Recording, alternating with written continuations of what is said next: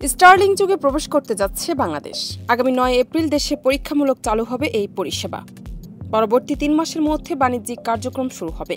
ইতোমধ্যে বাংলাদেশে ব্যবসা করার জন্য যুক্তরাষ্ট্রের কৃত্রিম উপগ্রহ ভিত্তিক ইন্টারনেট সেবাদানকারী স্টারলিংককে অনুমোদন দিয়েছে বাংলাদেশ ইনভেস্টমেন্ট ডেভেলপমেন্ট অথরিটি। স্টারলিংকের অ্যাপ্রুভালের ব্যাপারে ওনারা বিডার রেজিস্ট্রেশনের জন্য অ্যাপ্রুভাল করেছিলেন। আপনারা শুনেছেন যে গত মাসের 29 তারিখে আমরা এনজিএসও পলিসি ফাইনালি রোল আউট করে দিয়েছি পাবলিক ডোমেইনে। তারপরে ওনারা বিডার রেজিস্ট্রেশনের জন্য অ্যাপ্লাই করেছিলেন, ওদের বিডার রেজিস্ট্রেশন হয়ে গেছে। ৬ এপ্রিল ফরেন সার্ভিস একাডেমিতে বাংলাদেশ ইনভেস্টমেন্ট সামিট ২০২৫ উপলক্ষে এক প্রেস ব্রিফিংয়ে বিডা ও বেজার নির্বাহী চেয়ারম্যান চৌধুরী আশিক মাহমুদ বিন হারুন কথা জানান।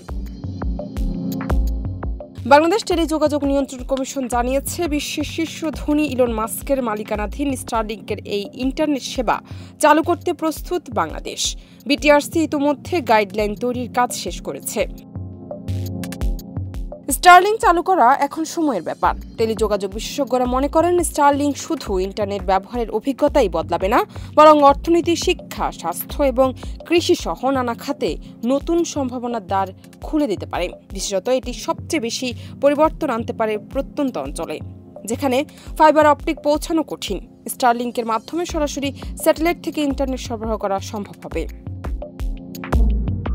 বিশেষজ্ঞরা বলেছেন, স্টারলিংক বাজারে এলে বর্তমানে ইন্টারনেট নিয়ে দেশে যে মনোপলি ব্যবসা ও হয়রানি চলছে তা ভেঙে যাবে। দাম কিছুটা বাড়লেও গ্রাহকরা দ্রুতগতির ইন্টারনেট সেবা পাবেন। একই সঙ্গে দেশের প্রত্যন্ত অঞ্চল তথা দুর্গম এলাকায় পৌঁছে যাবে ইন্টারনেট সেবা।